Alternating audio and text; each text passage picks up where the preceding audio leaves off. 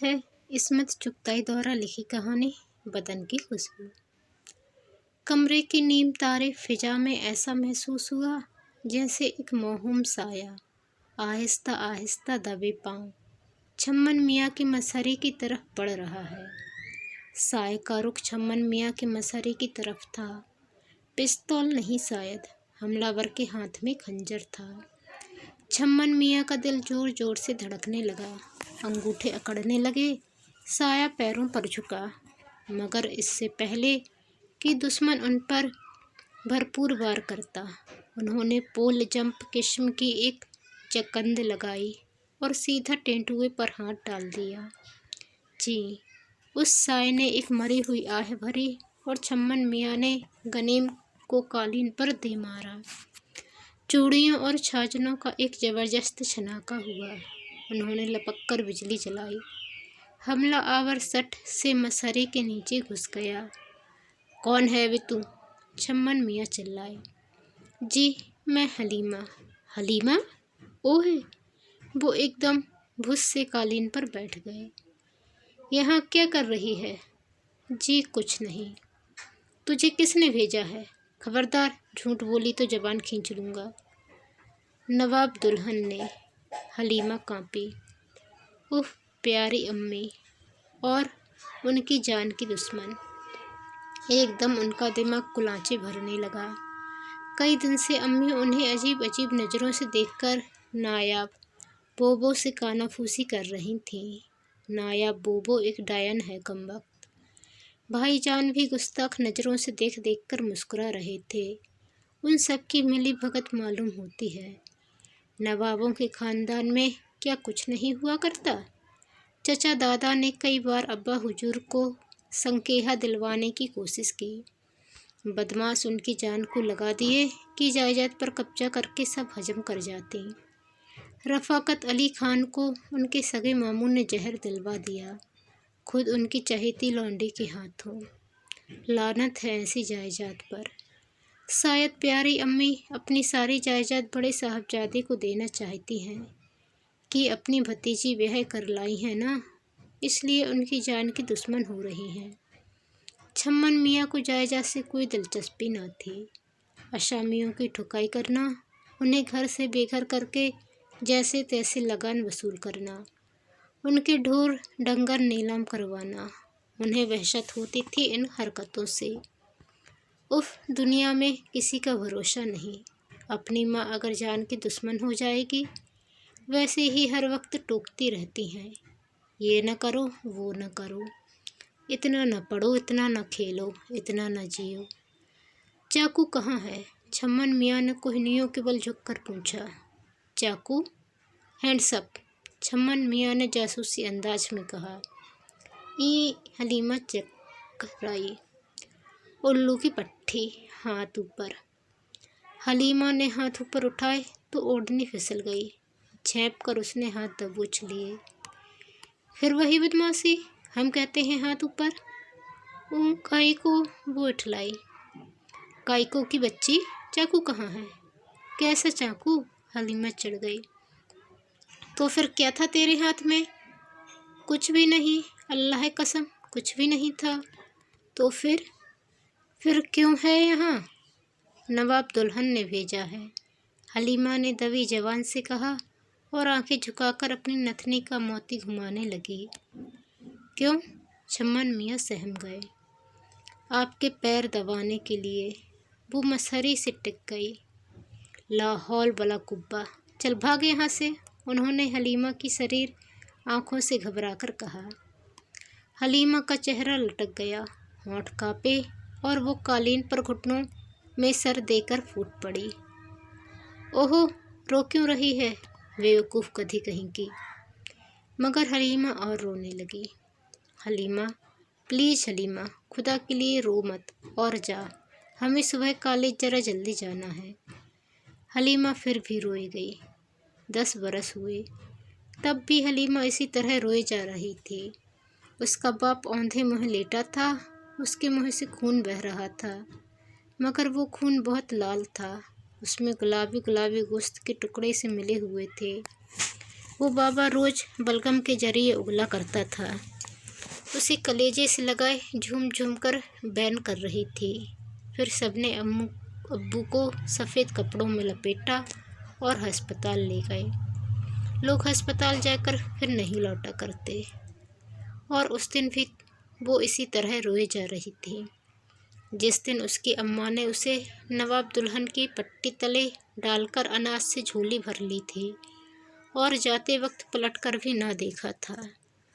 गुलाम गर्दिश के अहाते में हलीना छूटन खाकर पलती रही। उसे नवाब दुल्हन के दालान तक रेंग कर आने की इजाज़त न थी। गंदगी और गलाजत में वो मुर्गियों और कुत्तों के पिल्लों के साथ खेल कूद कर बड़ी हुई। बेहया मुई हलीमा जीती गई। नवाब बोबो का 10-12 वर्ष का लौंडा जब्बार क्या धुआं धुआं मुई को पीटा करता था। कभी चिमटे से पैर दाग देता, कभी आंखों में नारंगी का छिलका निचोड़ देता, कभी खाला की निस्वार की चुटकी नाक में चढ़ा देता। हलीमा घंटों बैठी मेढकी की तरह चीखती रहती। सारा घर हंस हंस कर दीवाना हो जाता। अब भी सताने से बाज नहीं आता था। ड्योढ़ी पर कुछ देने गई, चुटकी भर ली, नथनी पकड़ के हिला दी, कभी चोटी खींच ली। बड़ी चलती रकम था। नवाब साहब का दुख में था ना, उनका बड़ा मुँह चढ़ा था। नायाब वो एक बांदी थी। किसी ज़माने में बड़ी धारदार नवाब साहब यानी छम्मन मियाँ के वालिद उन पर बुरी तरह लट्टू हो गए। वक्तन निकाह की धमकियां भी दे दिया करते थे, मगर वो एक घाक थी। बांदी का निकाह हो जाए चाहे ना हो, कोई फ़र्क नहीं पड़ता। कोई सुरखाव के पर नहीं लग जाते। खानदानी नवाबजादियाँ मर जाएंगी, साथ न बिठाएंगी। काजी के 2 बोलों में इतना दम दुरूर नहीं कि चट्टानों में सुराख कर दें या दाल रोटी के सवाल को हल कर दें। नायाब बोबो के महल में बड़े ठाठ थे। बजाय बेगम की सौत बनने के वो निहायत जा अफसानी से कोशिश करके उनकी मुसीर आखास गोइयाँ बन गईं और नवाब साहब पर कुछ ऐसा जादू का डंडा घुमाया था कि उन्होंने उनके बेटे जब्बार के नाम माकूल अराजी और बागात कर दिए थे। सारे नौकर उससे लरचते थे। बोक्सी की कमीज और विलायती पतलून चढ़ाए डटा फिरता था। नाम को ड्राइवर था, मगर रौब सब पर जमाता था। अंदर बोबो और बाहर जब्बार। जो नसीबों का मारा इन 2 पाटों के बीच आ जाता, साबित बच कर न जाता। हलीमा रोए चली जा रही थी। छम्मन ने डांटा तो रेजा रेजा हो गई। थक कर चुमकारा तो बिल्कुल ही बह गई। उसके सर्द हाथ पकड़कर फर्श से उठाया तो डटकर उनके सीने से लग गई। अल्लाह है, जाड़ों का होश रुबा रातें, तूफान की घनगरज और छम्मन के ना तजुर्बाकार हाथों में बिखरी हुई हलीमा। यार, लोगों ने लौंडियों को ठिकाने लगाने के कितने गुर बताए थे, मगर हिमाकत कहिए या फूटे नसीब, छम्मन ने हमेशा लगोवात कहकर सुनी अनसुनी कर दी। अपनी कोर्स की किताबों और क्रिकेट के अलावा उनकी किसी भी शय से गहरी सहनाई न थी। कड़कड़ाते जाड़ों में रवे की डली हलीमा ने उन्हें झुलसा कर रख दिया। हाथ जैसे सरेस की थाली में चिपक गए। फिर न जाने दिमाग के किस कोने में नस्तर सा लगा। उछल कर दूर जा खड़े हुए। गुस्सा से थर थर काँपने लगे। बाहर तूफान रुकने का नाम नहीं ले रहा था और हलीमा की सिसकियाँ तलातुम बर्पा किए दे रही थीं। हलीमा, मत रो प्लीज। वो तंग आकर उसके सामने उकड़ू बैठ गए। जी चाहा उसके सीने पर सर रखकर खुद भी दहाड़े मार मार कर रोए, मगर डर था कि फिर सर वहाँ से उठने का नाम न लेगा।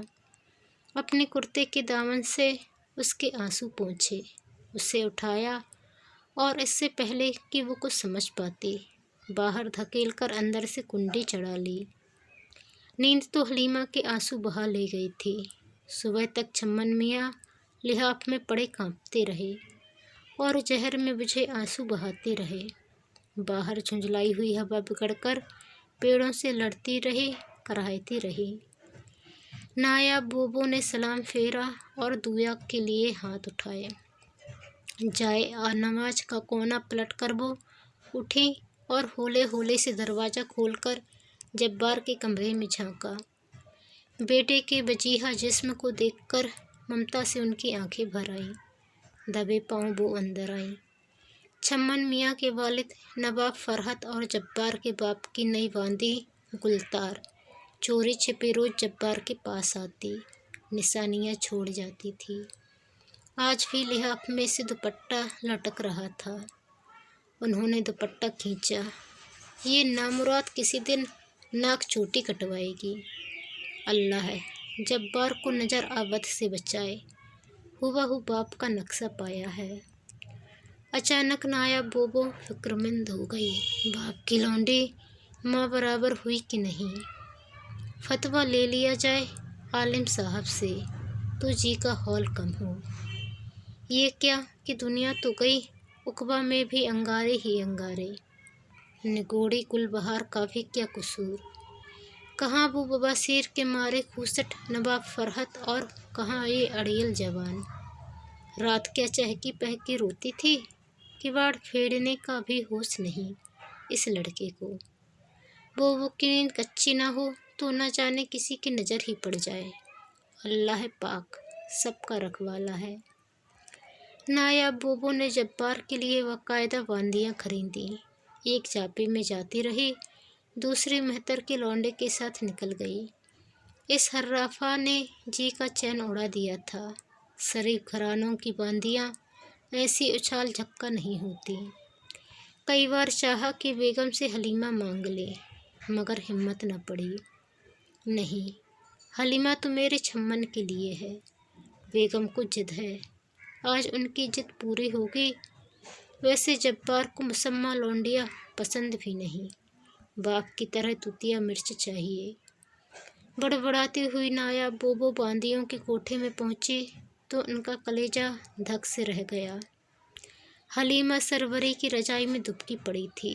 स्लीपर के नोक से उन्होंने हलीमा के छाजन में ठोकर मारे और रजाई का कोना पकड़कर खींच लिया। हलीमा घबराकर जाग पड़ी और गाफिल सोई हुई सरवरी के नीचे से अपना दुपट्टा खींचने लगी।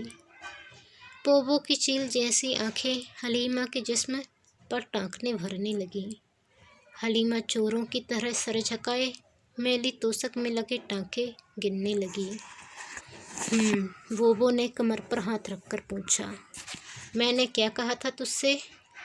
जी बोबो। तो हलीमा चुप रही। अरे नेक वक्त मुँह से तो कुछ फूट क्या बोले। उनके पैरों में दर्द नहीं था। हलीमा का सर झुक गया। बोबो तस्बीह घुमाती हुई मुड़ गई। दिल में आप ही आप कलियां खिलने लगीं। खैर से बस अब तो नवाब फरहत का नाम चलाने वाला जब्बार रह गया। खुदा की शान है, बड़े साहबजादे का भी कोई कसूर न था। निगोड़ी सनोवर इतनी उम्र ही लेकर आई थी। मुश्किल से 14वां साल लगा होगा कि साहबजादे को पेश कर दी गई। क्या फूल सी बच्ची थी, हमेशा की धान पान। माँ बाप का प्यार मिलता एक न एक दिन बाबुल का घर छोड़कर शहनाइयों के सुरीले कानों में बसाए ससुराल सिधार जाती। जहाँ दो दिल मिलते एक घर बनता, एक दुनिया बसती। सनोवार को बचपन से ही दुल्हन बनने का अरमान था। जब देखो बांदियाँ जमा है। बड़ी सजल सी बच्ची थी। छोटी हट्टी खिंचा हुआ बदन, छोटे हाथ पैर, मुने मुने छिंदरे दांत, देवी जैसे रोशन अखड़ियाँ। कितना कितना जब्बार के लिए चाहा। बेगम अड़ गई। उनके मैके की बांदी है, मामू जान से बेटे के लिए मांग के लाई है। ये कौन कहता है सनोवार दुल्हन नहीं बनी। वो पुश्तैनी बांदी थी। उन्हें खूब एहसास था कि हर औरत दुल्हन बनना चाहती है। बांदी है तो क्या औरत नहीं, उसके सीने में भी दिल है, अरमान है। सर आसाम ही से उन्होंने सनोवार को नहला धुलाकर साफ सुथरा प्याजी जोड़ा पहनाया। अपने हाथों से मेहंदी तोड़कर पिसवाई। खूब रची थी बदनवेश के हाथों पैरों में। खुशबूदार तेल डालकर चोटी गूंदी, जिसमें टूल का बाफ डाला। सहेलियां कानों में उल्टी सीधी खुसर फुसर करके उसे सताती रहीं। जब पैरों से उठाकर छम्मन मियाँ के बड़े भाई हसमत मियाँ ने उसे कलेजे से लगाया तो निगोड़ी ने नन्हा से घूंघट निकाल लिया था।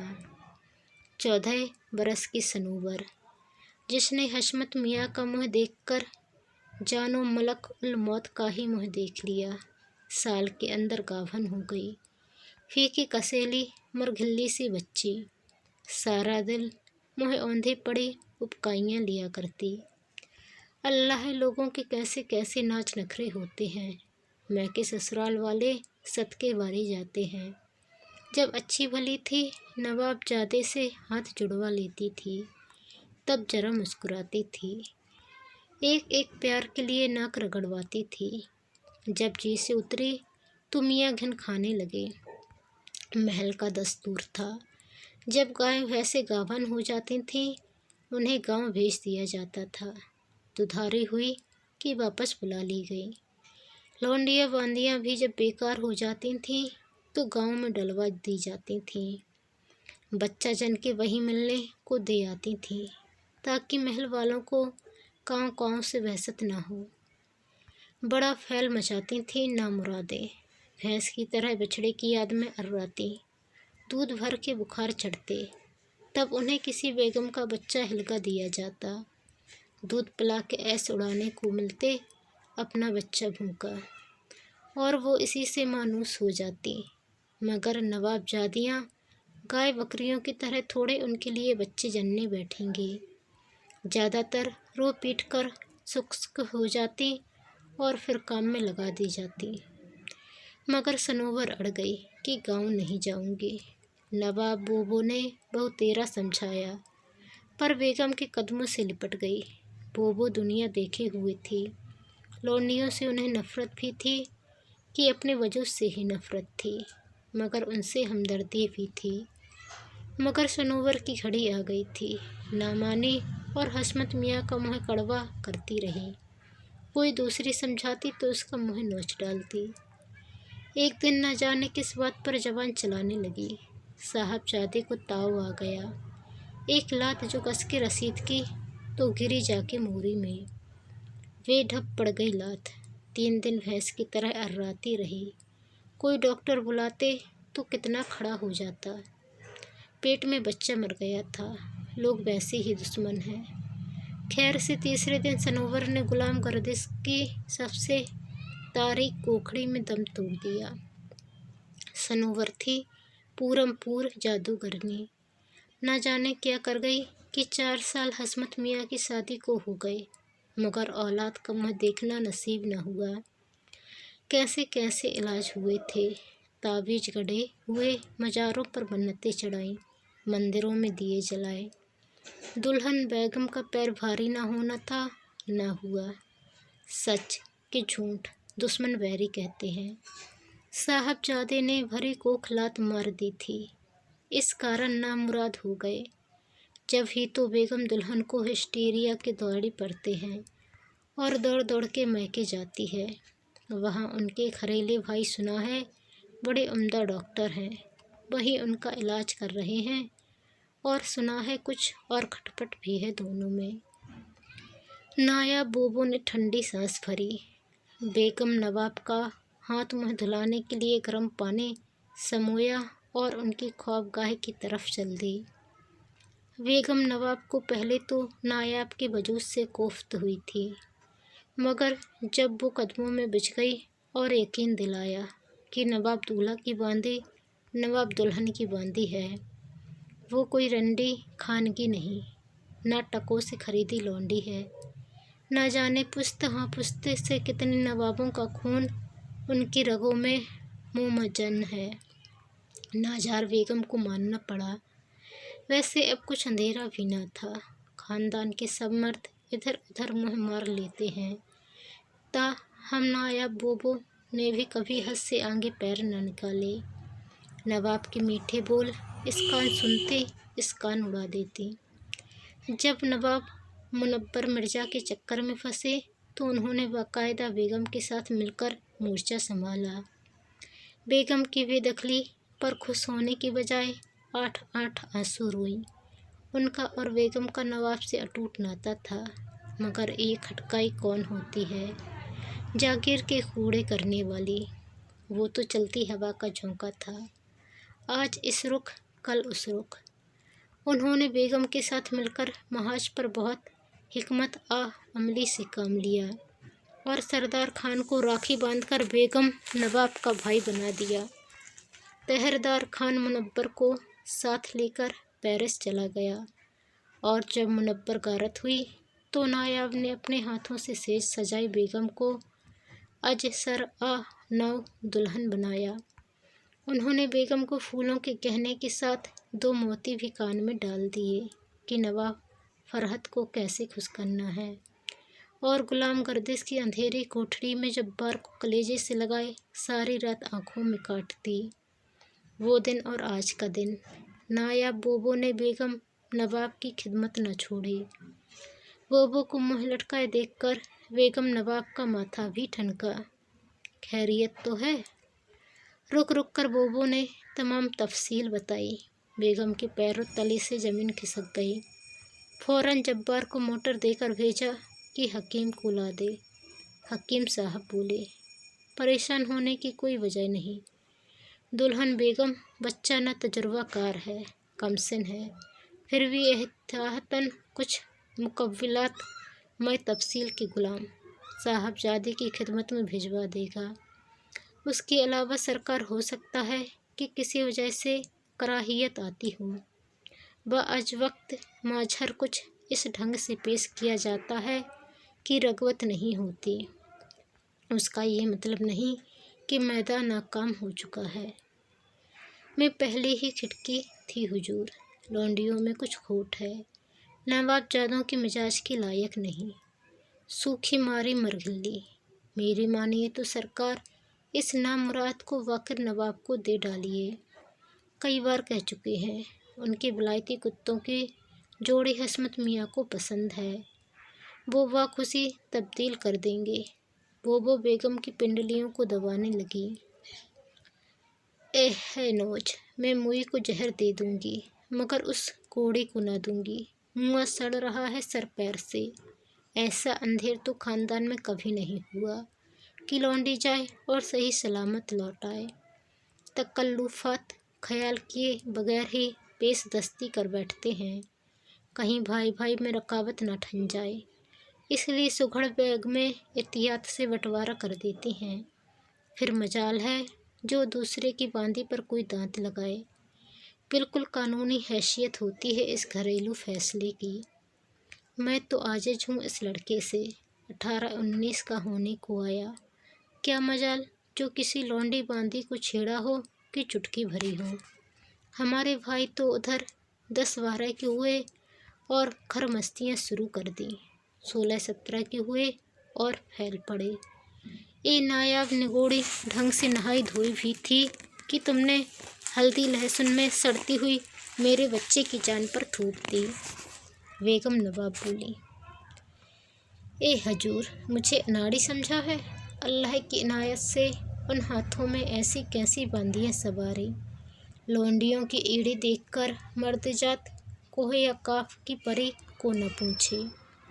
हस्मत मियाँ फिरंगन से फंसने को हो रहे थे, मगर मेरी हाथ की सनोवर सौरात हुई कि नहीं। वो अपने फन पर आँच आते देखकर बड़ी चिराग आपा हुई। एक कुर्बान जाऊं बेगम, आपका लाल जवानों का जवान है, दिन भी तो अब खराब है। पिछले दिनों भारी कीमत देकर 2 बांदियाँ अफजल नवाब ने खरीदी। पुलिस ने नातिका बंद कर दिया। बहुत कुछ खिलाया पिलाया, बहुत कहा कि अल्लाह के नाम पर गरीब लड़कियों की परवरिश कर रहे हैं, मगर लड़कियां किसी होम सोम में अल्लाह मारी पहुंचा दी गई। 1500 पर पानी फिर गया। अब नई बांदी मिलना भी तो मुश्किल है। अगर तीसरी जंग शुरू होती तो भी महल में ऐसा तूफान न मचता। बात रेंगती हुई सारे खानदान में पहुंच गई। जानो हर चार तरफ संपोलिए छूट गए। एक से दूसरे मुंह तक जाने में कितनी देर लगती है, जिससे सुना छाती फूट ली। हाय हाय अच्छन मियाँ। अफजल मियाँ को पता चला। पैंचा फड़काते पीक का गरवारा मुँह में संभाले आन पहुँचे और सीधे छम्मन की जान पर टूट पड़े। उई माँ, हमें क्या मालूम था ये किस्सा है, वरना तुम्हारी भाभी का फंदा काहे को गले में डालते। जान आमन, अब भी कुछ नहीं गया है, बंदा हाजिर है। किसी जमाने में वो छम्मन पर बुरी तरह लट्टू हो गए थे। बड़े सरकार ने गोली मार देने का अल्टीमेटम दिया, तब होश में आए। छम्मन उनसे वे तरह चिढ़ते थे। बकवास मत कीजिए, ऐसी कोई बात नहीं। असल में मुझे ये बातें पसंद नहीं। मेरा मतलब है बगैर निकाह नाजायज़ है, बिल्कुल जायज़ नहीं। इसका मतलब ये हुआ कि हमारे जद अमजद सब के सब हरामकार थे। एक आप पैदा हुए हैं मुस्तकी परहेजगार। मेरा ख्याल है कि आपका ख्याल साला कुछ नहीं। कभी अरकान दीन का मुतायला फरमाया है? नहीं तो, मगर ये बात अक्ल में नहीं। पत्थर पड़ गए हैं आपकी अक्ल मुबारक पर, मालूम है नहीं कुछ और आए वाएँ साएँ हाँकने लगे। मगर कानूनन जुर्म है। हम ये काफिरों के कानून को नहीं मानते। हम खुदा जुल जलाल वल इकराम के हुक्म पर सर तस्लीम खम करते हैं। हमारे यहाँ लौंडी गुलाम के साथ औलाद जैसा सुलूक किया जाता है। नायाब को देखो, मलिका बनी राज कर रही है। उनके बेटे को किसी चीज़ की ज़रूरत नहीं है। सब ही बांदियों पर चर्बी चढ़ रही है। हाँ, तुम्हें सूखा मारा माल दिया गया है तो मियाँ सरवरे ले लो, दुआ हो रही है। हस्त हम कहते हैं, आखिर मामला क्या है? कुछ मामला नहीं, आप मेहरबानी फरमाकर मेरा भेजा न चाटिए। तुम्हारी मर्जी। तुमको जगहंसाई का शौक़ है तो कौन रोक सकता है। तुम्हारी मर्जी और सरकार। शायद आपको पता नहीं कि आपकी मंगेतर। मेरी कोई मंगेतर वंगेतर नहीं, अभी न सही हो तो जाएंगी। वो हरवा खानम उस लफंडर से बहुत मेल जोल बढ़ा रही है, मंसूर से। तो मैं क्या करूं? बताऊं क्या करूं? अभी सदर की तरफ को जा रहा हूँ, मणिहारन को भेजे देता हूँ। भर कलाइयाँ चूड़ियाँ पहन लो, और क्या। उन्होंने पीक भरा कह कहा मारा। जहालत, सब जहालत की बातें हैं। हमारे किबला ओ कबा जाहिल थे होंगे, मुझे क्या पता। आवे क्यों घास खा गए हो? बुजुर्गों ने कुछ सोच समझकर ही रिवाज बनाया। अब तक हमारे खानदानों में इसी पर हमल होता चला आया है। बांदी मिल जाए तो जवान लड़के वे राह नहीं होते, बुरी लतों से बचते हैं, सेहत अच्छी रहती है। ये सब हरामकारी को जायज़ बनाने के हथकंडे हैं। तुम कुफ्र वक रहे हो, मजहब की तौहीन। अरे जाइए, बड़े मजहब वाले आए। मजहब की बस एक ही बात दिल पर नस्क है, नालायक भी हो और बदतमीज भी। ला हौल वला, मेरी वला से तुम जहन्नुम में जाओ। रात को खासा चुना गया तो नाया बोबो ने बड़े एहतियातमा से चांदी की चमची में माजूम मुरक्कब जवाहर वाला चांदी के वर्क में लपेटकर पेश किया। हकीम साहब की हिदायत का पर्चा छम्मन से भी पड़े फाड़ दिया था और सरवरी को डपट बताई थी। छम्मन का जी चाहा कि काब में डूब मरे। उन्होंने माजूम को हाथ मारकर गिरा दिया और पैर पटकते अपने कमरे में चले गए। सारी दुनिया उनको नामर्द समझ रही थी। उन्होंने अब तक जितनी इल्मी और अब्दी किताबें पढ़ी थीं, सब ही में बगैर शादी किए किसी औरत से ताल्लुकात रखने वाले को जाने और बदकार कहा गया था। बाहर फिर आज हवा बिफरी हुई डायन की तरह हुंक रही थी। खिड़की के शीशे पर एक कामचोर सी टहनी बार बार सर पटक रही थी, जैसे हवा से बचकर अंदर छुपने के लिए दस्तक दे रही हो। बड़ी मुश्किल से आंख लगी। ठंडी ठंडी बूंदें उनके पैरों पर रेंगे तो घबरा कर जाग पड़े। दिल धक धक करने लगा। हलीमा उनके पैरों पर मुँह रखे सिसक रही थी। जल्दी से उन्होंने पैर खींच लिए। फिर वही आंसुओं का तूफान। ये लड़की तो दुश्मन से मिलकर उनके खिलाफ मोर्चाबंदी पर तुली हुई थी। ये लोग उन्हें डुबोकर ही दम लेंगे। क्या है, उन्होंने डपटा। क्या मैं इतनी घिनौनी हूँ कि सरकार के पैर भी नहीं छू सकती? हलीमा कराही। भाई, ये क्या गधापन है? जाओ हमारे कमरे से। नहीं जाऊंगी। क्या समझा है मुझे? बांदी हूँ, कोड़न तो नहीं। सारा महल मेरे जन्म में थूक रहा है। मेरा मजाक उड़ाया जा रहा है कि आपको मुझसे घिन आती है। मैं आपके लायक नहीं। कल से सरवरी आपकी खिदमत गुजारी पर मुकर्रर की जाएगी। हम उस सूअर को बहुत मारेंगे। हमें खिदमत गुजारी की कोई ज़रूरत नहीं। हो जाएगी ज़रूरत। हकीम साहब फरमाते हैं कि झक मारते हैं हकीम साहब उल्लू के पट्टे। तो मैं क्या करूं? जाओ सो जाओ, बहुत रात हो गई। मेरे लिए कैसा दिन और कैसी रात। पर इतना तो एहसान कीजिए कि मुझे जहर ही ला दीजिए। हम क्यों ला दें जहर? बेवकूफ़, कैसी बातें कर रही है। खुदकुशी गुनाह है। तो फिर बाकिर नवाब की आग में जाकर जलूं? उन्हें गर्मी की बीमारी है छोटी मियाँ। हलीमा फिर दरिया बहाने लगी। नवाब बाकिर, उनका वक्त का जिक्र क्या है? उन्हीं का तो जिक्र है। आप सरवरी को कबूल कर लीजिए। मुझे उनके हाथ बेचा जा रहा है। विलायती कुत्तों की जोड़ी के एवज जो 1800 की थी। ओहो, क्या बकवास है। बाकिर नवाब अंदर से सड़ रहे थे। मेहतरानी बोबो से कह रही थी, बोबो को तो मुझसे बैर है। मैंने जब्बार के मुँह पर जूती मार दी थी। ठंडे दिल से हलीमा ने समझाया तो गुस्से से कांपने लगे। उनका जी चाहा हलीमा के आंसू अपने दामन में समेट ले, मगर उसे हाथ लगाते जी काँप रहा था कि हाथ लगा तो छूटना मुश्किल हो जाएगा। क्या तुम मुझसे शादी करना चाहती हो? छम्मन मियाँ ने पूछा। मेरे अल्लाह, सारी दुनिया को मालूम है। हरवा बिटिया बचपन की मांग है आपकी। और तुम? मैं आपकी बांदी हूँ। तुम हमारी बांदी हो? तुम्हारी बांदी माँ तो बांदी नहीं थी, न तुम्हारा बाप बांदी जाता था। तुम तो सईदानी हो हलीमा। तुम्हारे अब्बा किसान थे। हलीमा, सुनो हलीमा। उसने उसके दोनों हाथ मुट्ठी में पकड़ लिए। सुनो तो हम प्यारी अम्मी से आज ही कहेंगे कि हम हरवा से शादी नहीं करेंगे। हमारी शादी तुमसे होगी। शादी? हलीमा ने झटके से दोनों हाथ छुड़ा लिए। तौबा तौबा, आप तो वाकई बच्चों जैसी बातें करते हैं। याद है अलिफ का अंजाम? सादिक नवाब निकाह कर रहे थे, जहर दिलवा दिया बड़ी बेगम साहब ने। हाय, कैसी तड़पी हैं 3-4 दिन। दम ही ना निकलता था। मुई का छोटे मियाँ ऐसा ही है, तो अपने ही हाथों से गला घोंट दीजिए। हलीमा ने उनके दोनों हाथ अपने गले पर रख लिए। वही हुआ जिसका डर था। हलीमा का जिस्म गोंद का बना हुआ था। छम्मन के हाथ उलझ गए।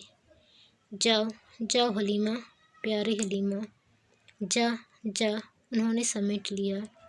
उफ, कितने ठंडे हैं तेरे हाथ हलीमा। तो गरम कर दीजिए मेरे सरकार।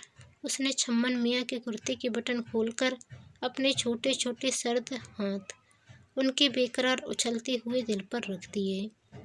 रोते से सकते दो मासूम ना तजर्बाकार बच्चे एक दूसरे में तहलील हो गए। बाहर हवा दबे पैर शरमाई हुई नई दुल्हन की तरह आहिस्ता आहिस्ता झूम रही थी। छम्मन मियाँ की तो हर बात बेतुकी और निराली हुआ करती थी। सब ही उन पर हंसते थे, खिलौनों से खेलते हैं, उनकी पूजा नहीं करने लगते। बेगम ने उस सुबह क्या इत्मीनान की सांस ली थी जब बोबो ने उन्हें झुककर सलाम किया और जी खोलकर मुबारकबाद दी थी। 8 बजे थे और माशा अल्लाह अभी तक दरवाज़ा बंद था। फिर जब साहबजादे कॉलेज चले गए तो बेगम ने अपनी आँखों से सबूत देखकर 2 रकात नफल शुक्राने के पड़े। हलीमा को हरारत हो गई थी। अपनी कोठरी में मुँह अंधाई पड़ी थी। वो आते जाते गंदे मजाक कर रही थी। सारे महल में गलगला था कि छोटे मियाँ ने हलीमा को कबूल कर लिया। दूसरी बांदियाँ किलसती फिर रही थीं। हलीमा किस्मत वाली थी कि ऐसा सजल मासूम दूल्हा मिला। अपनी बातचीत में बांदियाँ दूल्हा कह कर ही दिल को सहारा दे दिया करती थीं। लड़कियों को देखकर छम्मन मियाँ के हमेशा हाथ पांव फूल जाया करते थे, मगर हलीमा को एक बार छूकर वो किसी काम की न रहे। खाली घंटा मिला और भागे चले आ रहे हैं। यार दोस्त छुट्टी इतवार के दिन आते हैं। मियाँ बहाना बना रहे हैं मुझे पढ़ना है, और पढ़ते भी तो हलीमा के जानू पर सर रखा हुआ है। हर फुल स्टॉप पर प्यार का नुक्ता। गवार लट, काश जरा पढ़ लिया होता तो मेरे नोट फेयर कर देती। और हलीमा बैठी कोयले से ज़मीन पर ABCD काढ़ रही है। मेरे फाउंटेन पेन में स्याही तो भर दो यार। स्याही में दोनों हाथ, नाक, मुँह ओढ़ने, सब रंग और ऊपर से टिस्वी। बिल्कुल गधी है। बड़ा आला इंतजाम हुआ करता था। मियाँ को एक हिस्सा अलग महल का दे दिया जाता था। बांदी से फिर किसी और काम की तवक्को नहीं की जाती थी। हलीमा तो नायाब बोबो की सधाई थी। बेगम का हाथ मुँह धुलाने पर जिद करती। पानदान पोंछने संवारने, ताज़ा कत्था चूना भरने और छोटे मोटे काम से मुँह न मोड़ती। ए भाई बस अपने छोटे सरकार को संभालो, बेगम उन्हें टालती, मगर वो सर ढक के गर्दन झुकाए जिद से उनके पैर दबाती। सास ही तो हुई, उनका पोत भी तो लौंडे के पैर चूमता है। नए जोड़े जेवर सब ही कुछ दिया जाता था। बिल्कुल अलहदा घरदारी का सा लुफ्त आ जाता था। जी चाहा तो अपनी तरफ से बावर्ची खाने में कोई ताज़ा चीज़ झटपट बघार ली। रोज मालन भर टोकरी फूल गजरे दे जाती, मगर सेज पर फूल छम्मन मियाँ को कभी न भाए। भाई बड़ा दुख होता है, फूलों पर चढ़े लेटे हैं, बड़ी बेरहमी है। वो सारे फूल समेटकर हलीमा की गोद में भर दिए। नाया बोबो वही अपने तोते जैसी रट लगाए हुए थी कि इधर मतलियाँ लगीं, उधर मोटी दुर्रार हुई। लोग व्यहता तक को जी से उतार देते हैं तो बांदी की भली चलाई। छम्मन का जुनून और लगन देखकर बोबो सुरूर से आंखें नीमबाज कर लेती। सोचती हूँ कि अब के खाली चांद में निकाह हो जाए। मुझे तो फिरोजा खानम उखड़ी उखड़ी लगी। बेगम नवाब अब छम्मन मियाँ की मर्दानगी से मुत्तमिन होकर बोली। कहने वालों के मुँह में खाक, सुनते हैं हरवा बिटिया बड़ी आज़ाद हो गई है, बोबो ने इत्तला दी। बेगम कहने वालों के मुँह में अंगारे की कोई अरसद मियाँ का यार है, बहुत आना जाना है इस घर में। है तुमसे किसने कहा? तहरदार की दुल्हन बहुत आती जाती रहती है, उनकी मुमानी लगती है, जो जोसन कारी सिखाने जाती है। मरियम बिटिया को कह रही थी खूब गेंद बल्ला होवे है। अल्लाह रखे अपने मियाँ की पढ़ाई में कौन से रोड़े अटकते हैं। मेरे मानिए तो छम्मन मियाँ का हरवा से निकाह हो जाए तो अच्छा है। इससे आगे की कहानी नेक्स्ट पार्ट में।